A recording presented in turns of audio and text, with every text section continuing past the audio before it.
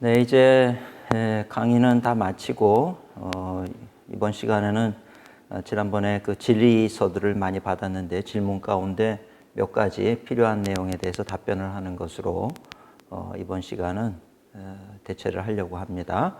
그 질문 보내주신 것 중에 아주 좋은 질문들이 많이 있는데 그거 내가 하나씩 읽고 거기에 대한 답변들을 좀 드리도록 하겠습니다. 다 다룰 수는 없고요. 질문이 많아서 몇 개를 이렇게 간추려서 질문에 답변하는 것으로 그렇게 하겠습니다. 첫 번째 질문은 포스트 코로나 시대에 노인들은 고위험군으로 분류되었고 교회 모임에 주의를 기울이라고 안내하는 시대입니다.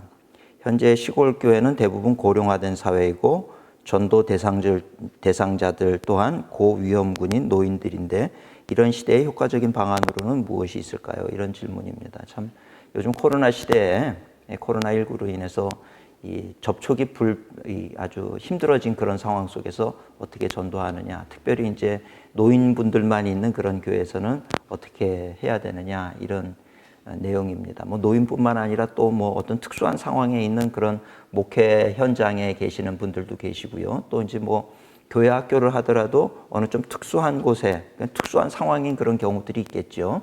이런 경우에는 전도를 어떻게 해야 되느냐 이제 그런 방법론에 대한 이야기인데 이제 현대 사회에 있어서 전도는 이제 복음을 전하는 것 그것이 제일 중요하지만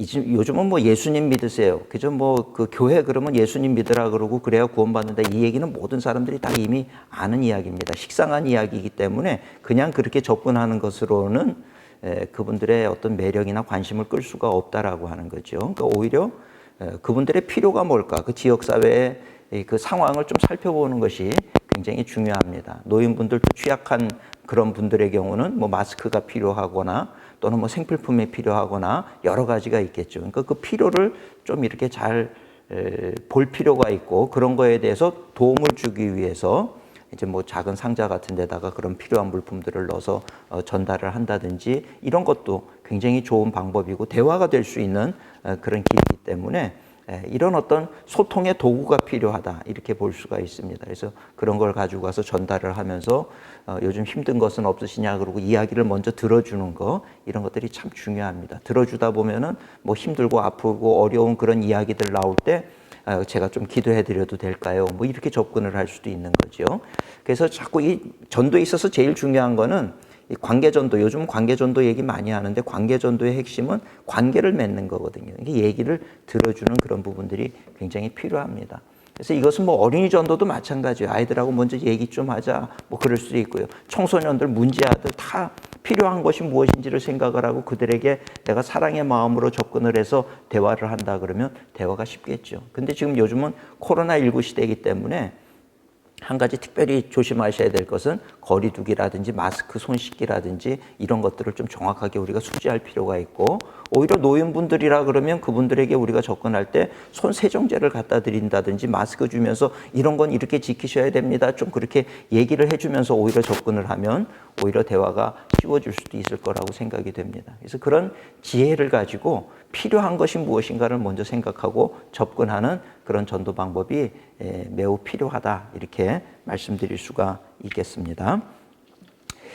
또 다른 분의 질문은 이런 질문입니다. 교수님은 평소에 영성 관리를 어떻게 하고 계신가요? 그리고 목회 현장에서 목회자가 갖춰야 할 최고의 덕목은 무엇이라고 생각하십니까? 이것은 뭐 지금 현재 목회를 하시는 분들도 그렇고 이제 목회를 준비하는 전도사님들도 그렇고 신학교 신학생들도 마찬가지입니다.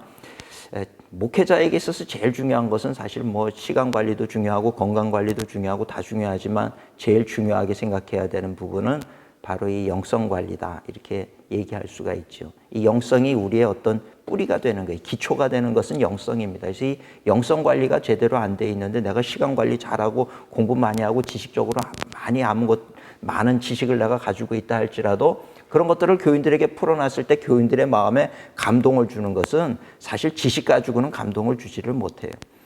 이 영적인 어떤 힘이 있어야 되고 영적인 깊이가 있어야 되고 그래서 그런 영적인 것을 가지고 다가갈 때 이 어떤 만남이 영적인 만남이 이루어질 수가 있는데 이런 것을 목회자는 잘 해야 되는 거죠. 신학교에서 신학 공부를 하고 미래 목회를 준비하는 신학생들도 나중에 내가 목사가 돼가지고 영성 관리 잘해야지 이러면은 늦는다는 거죠. 갓난아기가 나중에 커서 내가 영양제 먹고 잘해야지 이렇게 크는 법은 없어요. 어려서부터 그저 잘 먹고 그저 이렇게 하다 보면 나중에 성인이 되고 건강한 사람이 되는 것처럼 영적인 것도 마찬가지입니다. 신학생 때부터 아니면 그 이전부터 우리가 이 영적인 관리를 잘 해야 되는데 요즘에 뭐 다 바쁜 생활, 그런 어떤 생활 습관 때문에 때로는 뭐 바빠서 기도도 못할 때도 있고 이제 그런 경우가 많습니다. 그래서 사실 영성 관리를 하려고 그러면 제일 중요한 게 시간을 내야 됩니다. 시간을 따로 정해둬야 되는 거죠. 새벽 시간을 정하든지 낮 시간을 정하든지 저녁 시간을 정하든지 어느 시간을 떼어놔야 되는 거예요. 여러분 운동해야지 이런 결심 많이 하지만 실제로 운동하는 사람은 많지 않거든요. 운동을 해야지 그래서 할 수 있는 방법은 뭐냐면 시간을 따로 떼어놓는 거예요. 이 시간에는 운동하는 시간 떼어놓고 그렇게 시간을 내가 스케줄을 잡아놔야 내가 가서 운동도 할 수 있는 것처럼 영성 관리하려고 그러면 해야 되는데 이거 가지고는 안 된다는 거죠. 그래서 아침에 일어나면 말씀 보는 시간을 뭐 몇 시부터 몇 시까지는 하늘이 두 쪽 나도 내가 말씀 보는 시간, 기도하는 시간, 뭐 또 이런 어떤 영성 서적을 읽는 시간 이런 것들을 따로 떼어놓고 그 시간을 꼭 지켜나가다 보면 그것이 이제 거룩한 습관이 되는 거고 그런 습관이 결국은 어느 시간이 지나다 보면 내가 영적으로 강건해져 있는 나 자신을 보게 되는 거죠. 내가 오늘 하루 종일 기도한다고 하루 기도해가지고 영적인 거장이 되는 법은 없다라고 하는 것입니다. 그래서 그렇게 시간을 따로 떼어놓고 그 시간만큼은 계속 여러분 태권도 도장에 가면 처음에 하얀 띠부터 매는데 하얀 띠 매고 모든 것이 어색하지만 하루에 1시간씩 늘 태권도 도장 가서 하다 보면 하얀 띠에서 파란 띠 되고 파란 띠에서 빨간 띠 되고 그러면서 나중에 검정 띠를 띠게 되는 것 아니겠습니까? 그래서 그러다 보면 나도 모르는 사이에 날이 갈수록 이 실력이 늘어가는 것처럼 영성 관리도 그렇다는 거예요. 그냥 하루 한순간에 내가 정말 기도 많이 했다고 해서 달라지는 것이 아니고 하루에 내가 오늘 성경 많이 봤다고 해서 내가 갑자기 지식이 늘어나거나 그런 것은 아닙니다. 늘 꾸준하게 시간을 떼어놓고 관리하는 것이 제일 중요하다라고 하는 거죠. 그리고 목회 현장에서 목회자가 갖춰야 할 최고의 덕목 이런 것이 무엇이냐. 이제 뭐 지금 목사님들, 전도사님들 모든 분들이 마찬가지겠습니다만은 뭐 생각은 여러 가지를 할 수가 있겠죠. 사람들마다 다르겠지만 제가 생각하는 목회자의 덕목에 있어서 제일 중요한 것은 나는 누구인가 하는 그 자기 정체성이라고 저는 생각을 합니다. 하나님의 종이라고 하는 그 정체성이 중요하고 내가 하나님의 종이라고 하는 그런 인식을 가지고 있다라고 하면 하나님의 종다운 거, 하나님의 종답게 살아가는 거 이것이 사실 목회자에게 있어서 제일 중요한 덕목이라고 볼 수가 있습니다. 내가 잘나고 그래서 내가 뛰어나고 모든 것을 다 잘해. 그래가지고 내가 하나님 없이도 내가 모든 것을 잘할 수 있다 그러면 그것은 세상적으로는 굉장히 성공적인 목회인 것처럼 보일지 모르지만 그 목회가 과연 성공적인 목회이겠는가? 그렇지 않다는 거죠. 목회자는 늘 낮아져야 되고 겸손해져야 되고 하나님 없이는 아무것도 아닙니다 라고 하는 그 의식이 있지 않으면 매우 위험하고 타락할 수 있는 가능성이 많다 이렇게 볼 수가 있습니다. 그래서 목회자에게 있어서 제일 중요한 덕목이라면 저는 하나님의 종이라는 인식과 종다움을 지켜가려고 하는 것 그것보다 더 중요한 것은 없다고 생각이 됩니다. 종은 시키는 대로 하면 되는 거죠. 하나님의 종이다. 이 정체성이 없으면 목회가 정말 힘들어집니다. 어려워지고.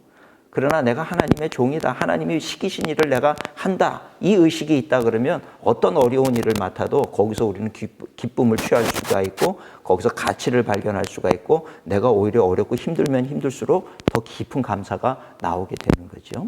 하나님의 종됨에 대한 의식. 그것을 잃지 않았으면 좋을 것 같아요. 목회하다 보면 뭐 잘 될 수도 있고 잘 안 될 수도 있지만 사실 그것이 중요한 것 아니라는 거예요. 내가 하나님의 말씀대로 지키며 살았느냐 안 했느냐 이것이 중요하지 내 노력으로 인한 결과가 어떻게 나타나느냐 그것은 사실 솔직히 말씀드리면 그거는 하나님 앞에 중요한 것은 아니다라고 하는 것을 우리가 알아야 된다는 이야기입니다. 또 다른 질문은 이런 질문이 있습니다. 전도 목회를 하시게 된 목회적 동기와 목사님 개인의 신앙적 회심 경험이 궁금합니다. 이런 질문도 주셨는데 전도 목회를 하게 된 그런 어떤 목회적 동기는 없어요. 중요한 거는 내가 하나님 앞에 부름 받았다라고 할 때 하나님의 마음이 무엇인가? 다른 거 아니에요. 영혼 살리는 거거든요. 그래서 교회의 목적, 교회의 본질이라고 하는 것도 모이면 예배, 흩어지면 전도죠. 이게 교회의 본질입니다. 그러니까 전도는 교회가 존재하는 이유인 거예요. 내가 특별히 어떤 전도적인 목회를 해야 되겠다 이런 생각을 가지고 뛰어든 것이 아니고 교회라고 하면, 목회라고 하면 그거는 전도가 제일 우선이 돼야 된다는 거죠. 그건 당연한 거라는 것입니다. 그래서 전도 목회를 해야 되겠다 이런 어떤 목회적 동기 때문에 한 것이 아니고 이건 우리에게 부여해 주신 변함없는 사명이기 때문에 모든 하나님의 종으로 부름받은 사람들이 각자가 받은 사명이 다를 수가 있겠지만 공통적인 사명이 하나가 있었으니 그것은 전도, 영혼을 살리는 것. 이것은 모든 사람들에게 공히 주신 하나님의 사명이다. 이렇게 얘기할 수 있습니다. 공통적인 사명은 전도라는 거죠. 그러니까 큰 교회든 작은 교회든 큰 교회라고 전도 안 하냐? 큰일 나는 소리지요. 작은 교회이기 때문에 뭐 가진 것이 없어서 전도 못합니다. 아니 큰일 날 소리. 전도해야 되는 거예요. 전도해야 되는 거고 큰 교회는 큰 교회대로 전도해야 되고 이건 교회의 본질이고 사명이에요. 우리가 많은 시간에 전도 안 하고 주의 종들이 뭐 하겠어요? 이 전도에 대해서 연구를 하고 또 세상 사람들에게 나아가고 불신자들을 만나서 그리스도의 복음을 전하는 것 이것은 우리가 죽을 때까지 하나님의 부름을 받는 그 순간까지 해야만 하는 그런 우리에게 부여해 주신 하나님의 사명이다 이렇게 얘기할 수 있습니다. 개인적 신앙, 개인의 신앙적 회심 경험이 궁금하다 그러셨는데 뭐 저는 어려서부터 모태 신앙으로 이렇게 성장을 해왔습니다. 모태 신앙으로 왔는데 물론 뭐 어렸을 때는 아무 생각 없이 내가 선택한 것이 아니라 교회를 다녔지만 근데 참 하나님의 은혜가 놀라운 것이 초등학교 때는 초등학교 때 또 은혜를 받게 하시고 또 중학교 가서는 또 중학교 때 또 성령 체험도 하고 또 은혜를 받게 하시고 또 이제 고등학교 가니까 또 말씀 연구하자 해서 말씀을 보면서 또 깨달음도 얻게 되고 대학 청년이 돼서는 또 뭐 갈등도 하고 또 세상 학문과 또 이 배치가 되는 그런 부분들 때문에 고민도 하지만 그런 과정을 통해서 또 넘어서게 되고 신학을 공부하다 보니까 또 막 충돌이 일어나고 근데 그런 과정을 보면 이 하나하나 하나님께서 다 인도하심을 통해서 결국에는 나중에는 뭐 딱딱한 음식도 내가 먹을 수 있는 그런 장성한 그런 성인이 되듯이 나도 이제 영적으로 어린아이 때는 작은 바람에도 흔들렸다 그러면 그런 모든 과정을 통해서 그래서 모든 것은 한순간에 이렇게 쑥 커버리는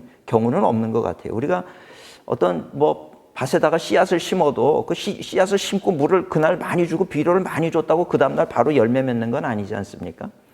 그러니까 우리 신앙이라는 것도 그저 하나님의 은혜 가운데서 어머니의 뱃속에서부터 정말 택정함을 입고 그러고 이제 태어나서 뭣도 모르고 그렇게 살지만 그게 뭣도 모르고 사는 게 아니라 하나님의 인도하심 가운데 이렇게 장성하게 됐구나. 이것을 이제 저는 개인적으로 그런 것을 깨닫게 됩니다. 그래서 참 하나님의 은혜가 놀랍다. 실수하심이 없고 내가 때로는 방황하고 흔들리는 그 순간에도 하나님의 손길은 나를 붙들고 계시고 나를 인도하시고 그래서 결국에는 하나님의 뜻을 이루는 자리에 세워주시는 그 은혜가 참 얼마나 놀라운지 모르겠습니다. 그래서 나는 신앙적인 체험이 없어요. 그런 사람들이 있다 할지라도 걱정하지 마세요. 시간이 지나고 나면 지금 이 모든 여정이 하나님의 손길이 나를 붙잡고 인도하시는 시간이라고 하는 것을 깨닫게 되는 날이 올 거라고 저는 생각을 합니다. 그 다음 질문은 경상도에서는 감리교를 이단으로 생각합니다. 그리고 코로나19로 인하여 모든 교회와 신천지를 동일시하며 교회에 대한 이미지가 나빠지고 있습니다. 이러한 분위기 속에서 전도의 구체적인 방법이 궁금합니다. 맞아요. 예전에 이제 그 네비우스 선교 전략에 의해서 경상도 쪽은 저 장로교가 맞고 우리 감리교 같은 경우는 뭐 충청도라든지 강화도라든지 저 강원도라든지 이런 쪽으로 이렇게 흩어지고 그러다 보니까 저 삼남 지방 밑에 영남과 호남 지방에는 사실은 장로교가 많아요. 감리교 그러니까 그게 뭐 이단인가 이게 또 무슨 뭐 이름도 좀 특이하고 그러니까 이단 취급을 많이 했지만 뭐 요즘은 뭐 그런 부분이 좀 많이 없어졌다고 생각이 됩니다만 뭐 그런 부분도 있고 또 이제 신천지 같이 이단 때문에 또 이게 사회적 이슈가 되니까 이런 교회도 마찬가지다. 우리 교회에서나 그 신천지를 볼 때 이단들이 다 드러나는구나 이러지만 믿지 않는 사람들이 볼 때는 사실은 그 이단이나 교회나 뭐 똑같다고 이렇게 종교단체라고 이렇게 보기 때문에 교회도 오해를 받는 경우들이 있습니다. 이런 분위기 속에서 전도를 어떻게 구체적인 방법이 궁금합니다. 그랬는데 아까도 말씀드린 것처럼 전도에 있어서 중요한 건요. 사랑의 마음입니다. 사랑의 마음.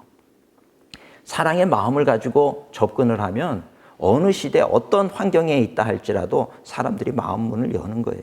처음에는 이제 오해를 해서 안 받아들이는 경우도 있겠죠. 그러나 우리가 지금 이 시대 가운데 가장 필요한 게 무엇인가? 그 필요를 우리가 다시 한번 잘 생각을 하면서 그 사람들에게 접근을 하고 필요한 것을 도와주고 상냥한 모습으로 친절한 모습으로 다가가서 어렵고 힘들어하는 사람들 얘기도 들어주고 물론 그런 행위 자체에 대해서 거부하는 사람들도 있을 거예요. 그랬을 때 실망하지 말고 그분이 아니라 또 다른 분에게 접근을 하는 거죠. 그러다 보면 전도해야 될 대상자들은 있습니다. 지금 뭐 이게 사회적인 여론이 나쁘기 때문에 안 된다. 천만의 말씀. 이런 상황 속에서도 누군가는 도움이 필요하고 누군가는 내 얘기를 들어줄 사람이 필요하고 그래요. 그러니까 지금 오히려 이렇게 위험할 때일수록 이런 위기의 순간일수록 어떻게 보면 자기의 얘기를 들어줄 사람이 필요하고 친구가 되어줄 사람이 필요할 수도 있고요. 그래서 어떻게 보면 지금 같은 이 위기의 시기가 기회의 때다. 이렇게 얘기할 수도 있다. 이렇게 볼 수가 있다는 거죠. 그래서 우리가 사랑의 마음을 가지고 이렇게 다가가는 것이 참 중요하겠다 이런 생각을 합니다. 또 다른 질문은 뭐 비슷한 질문이에요. 현재 코로나로 인해 각 교회마다 잠시 전도가 멈춰 있는 상황입니다. 제가 속해 있는 선교단체에서는 선교 사역이 잠시 중단되어 전도 사역으로 방향을 전환하였는데 이러한 결정을 하는 과정에 있어서 일각에서는 현 시국에서의 전도는 오히려 역효과를 가져올 수도 있다. 이런 반대 의견도 있습니다. 그러나 코로나가 언제 종식될지 알 수 없는 상황에서 교회의 전도 방향 어떻게 잡아야 할까요? 초대교회 때는 이 사자밥이 되는 그런 경우도 있었어요. 복음을 전하면 안 되고 기독교인이 드러나면 다 순교를 당하는 그런 상황 속에서도 전도를 했단 말이죠. 그래서 이런 상황이든 저런 상황이든 전도는 우리가 살아있는 동안에 때를 얻든지 못 얻든지 말 그대로 때를 얻든지 못 얻든지 우리는 전도해야 되는 거예요. 상황이 이렇기 때문에 지금은 전도를 일단 다 스톱해야 된다. 그러면 아마 한국 교회는 어떻게 보면 망할 거예요. 지금 멈춰 있으니까 하나님의 뜻이 아니에요. 하나님의 마음을 아프게 하는 행위라는 거죠. 그래서 이럴 때든 저럴 때든 우리는 하나님 앞에 기도하고 전도하는 그런 어떤 마음을 가지고 나아가야 되는 것이 맞다는 거예요. 얼마 전에 한 목사님을 만났는데 이분이 이제 대학 시절에 자기가 전도를 받아가지고 얼마나 마음이 뜨거워졌는지 그래서 이제 자기가 신앙이 너무 뜨거워지니까 그 대학생 캠퍼스에서 그 캠퍼스 선교하는 그 선교단체가 많은데 그 중에 하나였는데 거기서 자기를 가르치던 분이 이제 형제도 누구를 이 전도를 해가지고 하나의 내 양으로 삼아가지고 양육을 해야 된다. 그래가지고 이분이 학교 옥상에 올라가가지고 매일 기도했다는 거예요. 하나님 나한테도 양을 보내주시옵소서. 하나님 나한테도 양을 보내주시옵소서. 그리고 기도를 하고 있는데 어느 날 옥상에 한 명이 올라오더라는 거예요. 그래서 저 사람이 내가 보내달라고 기도하니까 하나님이 옥상으로 저렇게 보내줬나 보다 이렇게 생각을 하고 찾아가가지고 형제님 교회 다니시냐니까 교회 안 다닌대. 교회 다니겠느냐 그랬더니 교회 다니고 싶대. 말씀 공부하겠냐니까 말씀도 공부하고 싶다 그래가지고 그 사람을 붙잡고 자기가 말씀도 같이 읽고 복음을 전하는 그래서 그 사람이 또 목자가 됐다는 말씀을 해주시더라고요.